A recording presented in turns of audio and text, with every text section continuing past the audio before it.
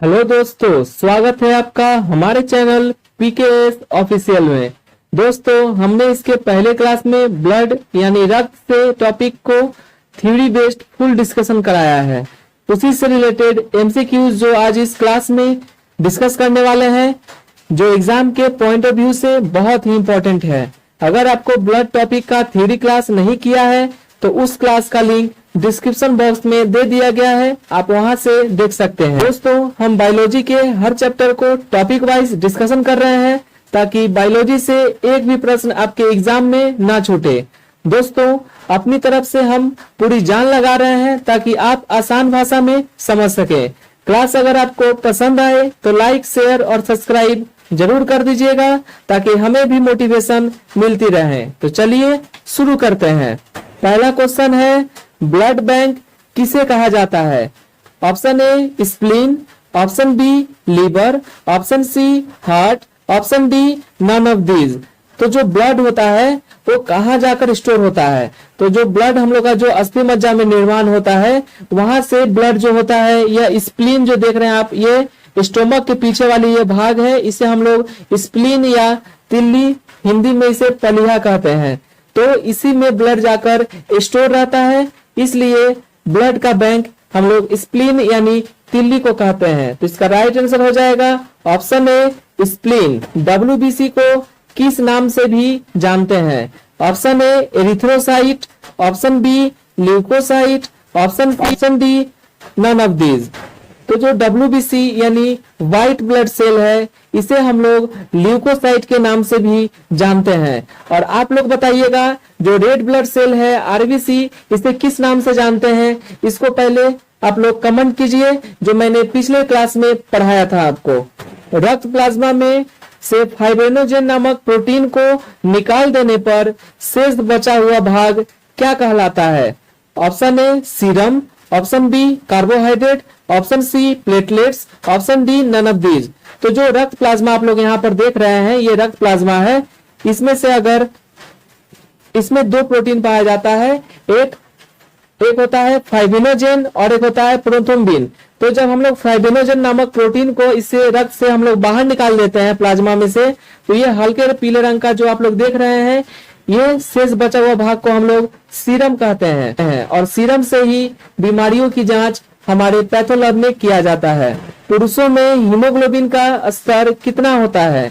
Option A 13 milligram पर 100 ml, option B 14 milligram पर 100 ml, option C 15 milligram 100 ml, option D none of these. तो जो पुरुषों में जो हीमोग्लोबिन होता है, जो रेड ब्लड सेल पाया जाता है, इसी में क्या पाया जाता है? हीमोग्लोबिन पाया जाता है। और हीमोग्लोबिन में क्या पाया जाता है? लोहा पाया जाता है, यानी आयरन पाया जाता है। तो यह हमारे मनुष्य के शरीर में, यानी जो पुरुष होता है, पुरुष के शरीर में 14 मिलीग्राम पर 100 ml होता है। इसका राइट आंसर हो जाएगा ऑप्शन बी।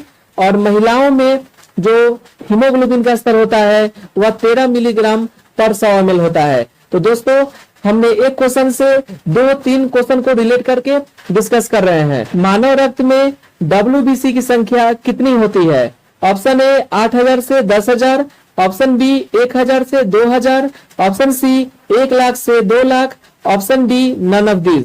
तो जो व्हाइट ब्लड सेल है यानी डब्ल्यूबीसी है, ये जो है डब्ल्यूबीसी, यह हमारे शरीर में इसकी संख्या कितनी होती है? इसकी संख्या होती है 8000 से 10,000 के बीच। आई होप आप लोग समझ गए होंगे। रक्त में डब्ल्यूबीसी का आकार कैसा होता है?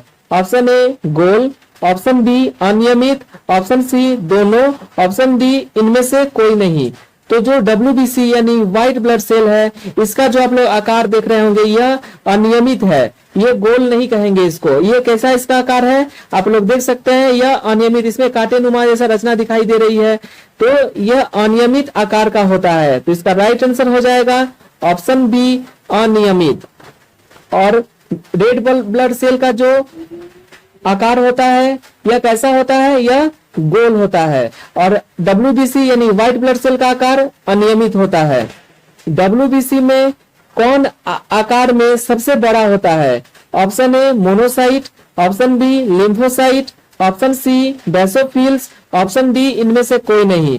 तो जो व्हाइट ब्लड सेल है, इसमें 5 एलिमेंट पाए जाते हैं: मोनोसाइट, लिम्फोसाइट, एसिनोफिल्स, बेसोफिल्स और न्यूट्रोफिल्स। तो इन पांचों एलिमेंट्स में से WBC के सबसे बड़ा आकार किसका होता है? तो वह होता है मोनोसाइट का, जो आप लोग यहाँ पर चित्र में देख सकते हैं। यह आकार में WBC में सबसे बड़ा होता है। तो इसका राइट आंसर हो जाएगा ऑप्शन ए, मोनोसाइट। मानव रक्त में RBC और WBC का अनुपात क्या होता है? यह बहुत ही इंपॉर्टेंट है। Option A 600:1, option B 1:600, option C both, option D none of these. तो मानव रक्त में जो RBC होता है और WBC, इसका रेशियो पूछा है। तो इसका राइट आंसर हो जाएगा ऑप्शन ए 600:1, यानी 600 होता है RBC तो 1 होता है WBC। इसे आप लोग ध्यान में रखिएगा। जो व्हाइट ब्लड सेल है इसका अनुपात 1 होता है, जबकि रेड ब्लड सेल है इसका अनुपात कितना होता है? 600 होता है। एंटीबॉडी का निर्माण तथा जीवाणुओं को नष्ट कौन करता है? Option A monocyte, option B lymphocyte, option C neutrophils, option D none of these. तो जो WBC है इसमें जो हमारा लिम्फोसाइट है, ये जो होता है लिम्फोसाइट, आप लोग देख सकते हैं, ये लिम्फोसाइट हमारे शरीर में एंटीबॉडी का निर्माण करता है तथा जीवाणुओं को नष्ट कर देता है। तो इसका राइट आंसर हो जाएगा option B lymphocyte. I hope आप लोग समझ गए होंगे। WBC का जीवन काल कितना दिन का होता है? ऑप्शन ए 4 दिन, ऑप्शन बी 7 दिन, ऑप्शन सी 10 दिन, option D none of these. तो जो व्हाइट ब्लड सेल है, जो आप लोग यहाँ पर देख सकते हैं, ये व्हाइट ब्लड सेल है, इसका जो जीवन काल कितना दिन का होता है? तो इसका जो जीवन काल होता है 4 दिन का होता है। Right answer option A. Lymphocytes की कोशिका है, option A T cells, option B B cell, option C both, option D none of these. तो जो ये लिम्फोसाइट है इसकी 2 कोशिका पाई जाती है, एक होता है T सेल और दूसरा होता है B सेल। तो इसका राइट आंसर हो जाएगा ऑप्शन सी बोथ, यानी लिम्फोसाइट की 2 कोशिका पाई जाती है, T सेल और B सेल, ये दोनों। रक्त के अध्ययन को क्या कहते हैं?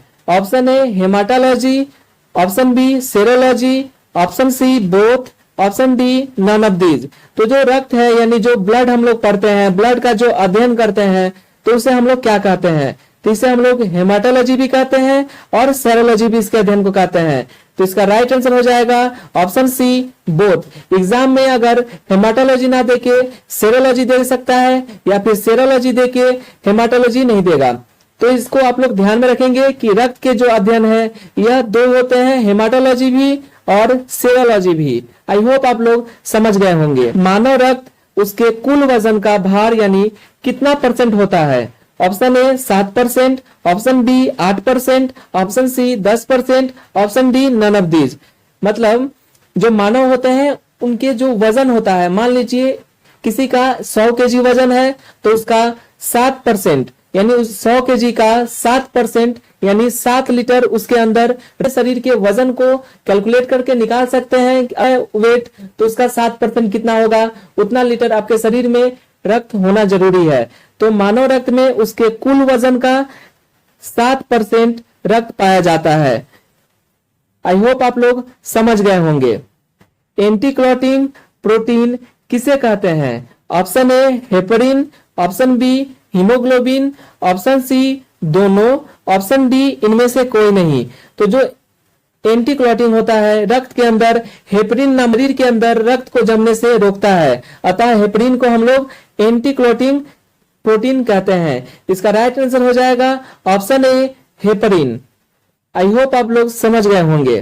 फाइब्रिन की रचना कैसी होती है? ऑप्शन ए गोलाकार, ऑप्शन बी जालीनुमा, ऑप्शन सी दोनों, ऑप्शन डी इनमें से कोई नहीं। तो जो फाइब्रिन की रचना होती है यह जाली के समान होती है, जिसमें रक्त के रुधिराणु जो होते हैं यहाँ पर रक्त रुधिराणु फंस जाते हैं और जिसके कारण रक्त का बहाव रुक जाता है, इसलिए इसे हम लोग रक्त का थक्का जमना कहते हैं। तो ये फाइब्रिन जो आप लोग चित्र में देख सकते हैं यह जालीनुमा रचना पाई जाती है। आप लोग यहाँ पर देख सकते हैं यह जालीनुमा रचना होती है। आई होप आप लोग डायग्राम से अच्छे से समझ गए होंगे। दोस्तों आप लोग कमेंट कीजिए कि आपको यह क्लास कैसा लगा, ताकि हमें भी पता चले आप लोग कितना पढ़ाई कर रहे हैं। चलिए मिलते हैं नेक्स्ट वीडियो में नए टॉपिक के साथ। तब तक के लिए जय हिंद।